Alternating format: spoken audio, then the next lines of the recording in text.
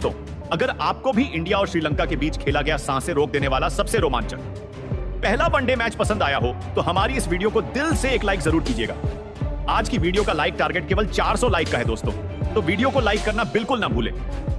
दोस्तों, जैसा कि आपको पता है, आज रोहित और कोहली की वापसी के साथ ही टीम इंडिया कोलंबो के आर प्रेमदासा स्टेडियम में दुनिया की दूसरी सबसे बड़ी टीम श्रीलंका के खिलाफ 3 मैचों के वनडे सीरीज के पहले मैच में कांटे का घमासान करने के लिए उतरी। इस रोमांचक मुकाबले की शुरुआत में सबसे पहले जब टॉस के लिए सिक्का उछाला गया, तब किस्मत चमकी श्रीलंका के कप्तान चरित्र असलंका की और उन्होंने इस महामुकाबले में सबसे पहले बैटिंग करने का फैसला किया। लेकिन उन्हें अंदाजा भी नहीं था कि उनका यह फैसला अपने पैरों पर ही कुल्हाड़ी मारने के समान साबित होने वाला है। श्रीलंका की तरफ से पथुम निशांका के साथ अविष्का फर्नांडो की खतरनाक जोड़ी अपनी टीम के लिए रनों की बरसात करने के लिए आई थी।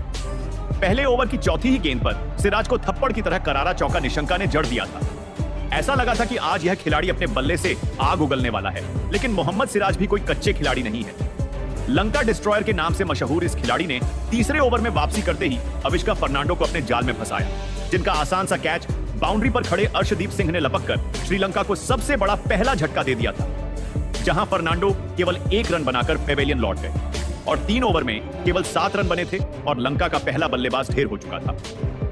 अब पथुम निशंका साथ निभाने के लिए कुशल मेंडिस आए थे। एक तरफ पथुम निशान का सर पर कफन बांधकर आए थे, एक तरफ से यह खिलाड़ी मैदान में चट्टान की तरह डटा हुआ था, लेकिन भारतीय गेंदबाजों के आगे उनका रन बनाना बेहद मुश्किल हो रहा था। रंगीन कपड़ों में हमें टेस्ट मैच का रोमांच देखने को मिल रहा था, लेकिन यह दोनों धीरे धीरे एक मजबूत पार्टनरशिप बना रहे थे। 10 ओवर के पावर प्ले में श्रीलंका ने केवल 37 रन बनाए थे, लेकिन अच्छी बात यह थी कि उनका केवल 1 विकेट गिरा था।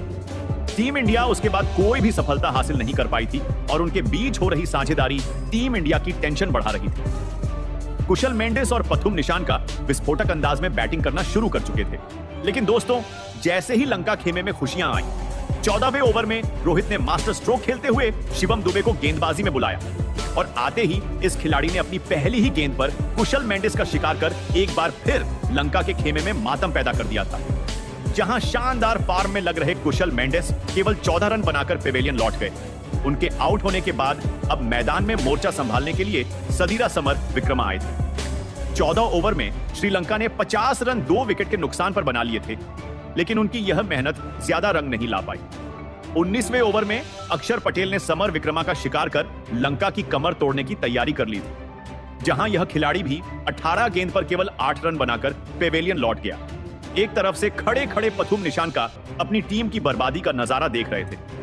अब उनका साथ निभाने के लिए खुद कप्तान चरित्र असलंका मैदान में आए थे और आते ही इस खिलाड़ी ने अपने बल्ले से तो मानो तहलका ही मचा दिया। वह ओवर लेकर आए वॉशिंगटन सुंदर को आड़े हाथों लेते हुए असलंका ने एक के बाद एक 2 बेहतरीन चौके लगातार 2 गेंद में जड़कर अपने इरादे टीम इंडिया को जाहिर कर दिए थे। इन दोनों ने अपनी धाकड़ बैटिंग से 23 ओवर में श्रीलंका को 79 रनों तक पहुंचा दिया, लेकिन तभी रोहित शर्मा ने एक नई चाल चली।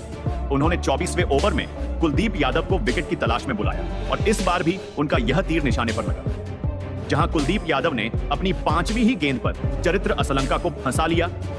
असलंका के बल्ले का बाहरी किनारा लगा और स्लिप में खड़े कप्तान रोहित ने कोई भी गलती नहीं की और कप्तान के रूप में श्रीलंका को चौथा और सबसे बड़ा झटका कुलदीप यादव ने दे दिया था, जहां चरित्र असलंका भी 21 गेंद पर केवल 14 रन बनाकर पेवेलियन लौट गए और 24वें ओवर में श्रीलंका ने 51 रन बनाए थे और उनके 4 बल्लेबाज पेवेलियन की शोभा बढ़ाने लौट गए थे। लंका के खेमे में मातम था, उन्हें समझ नहीं आ रहा था कि क्या किया जाए।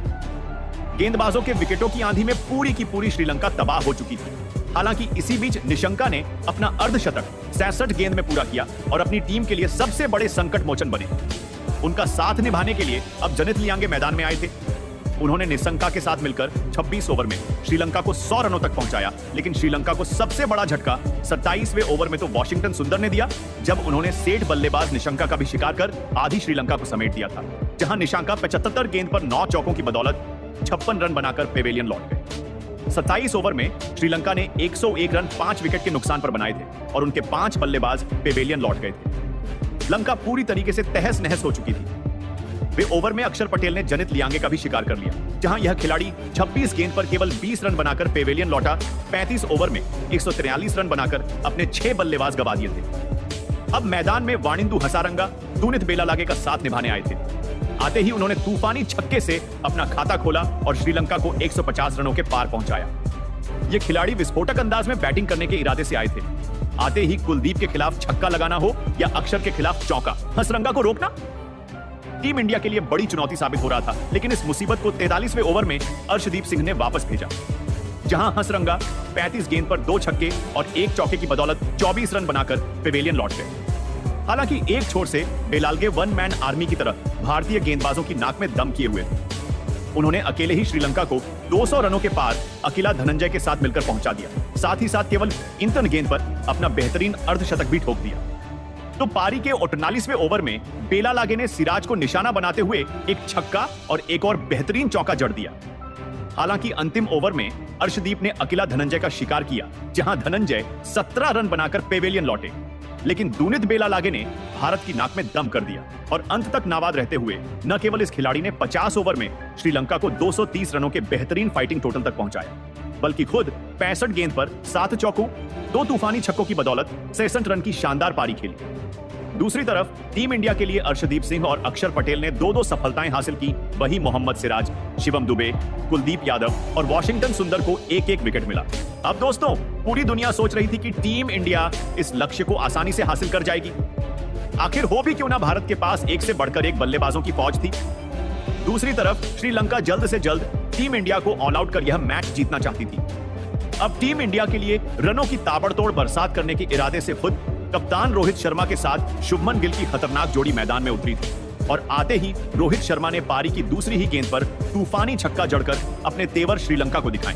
तो चौथी गेंद पर रोहित ने थप्पड़ की तरह एक और करारा चौका लगाया। यह खिलाड़ी तो मानो सिर पर कफन बांधकर उतरा था।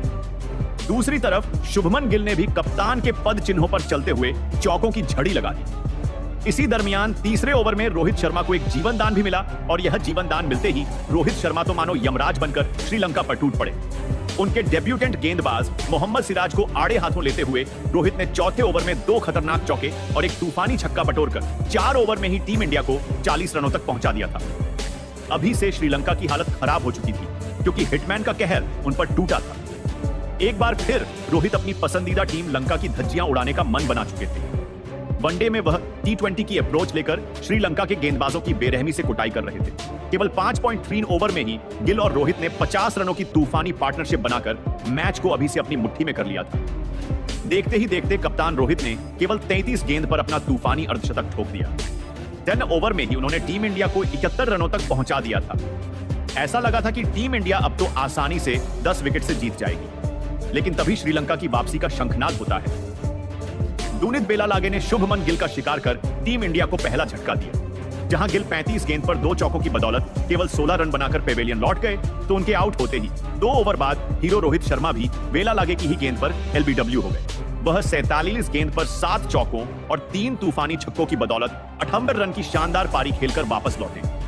यहां तक कि गिरते विकेटों की आंधी में वॉशिंगटन सुंदर भी केवल 5 रन बनाकर अकिला धनंजय का शिकार हो गए। अचानक से मैच पलटने लगा था, क्योंकि 87 रनों पर टीम इंडिया ने अपने 3 बल्लेबाज गंवा दिए थे, लेकिन विराट कोहली ने श्रेयस अय्यर के साथ मिलकर टीम इंडिया को संभाल लिया। 18 ओवर में भारतीय टीम को 100 रनों के पार पहुंचाया, तो उन दोनों के बीच एक मजबूत पार्टनरशिप पनपने लगी। हालांकि वह दोनों ज्यादा लंबी बैटिंग नहीं कर पाए।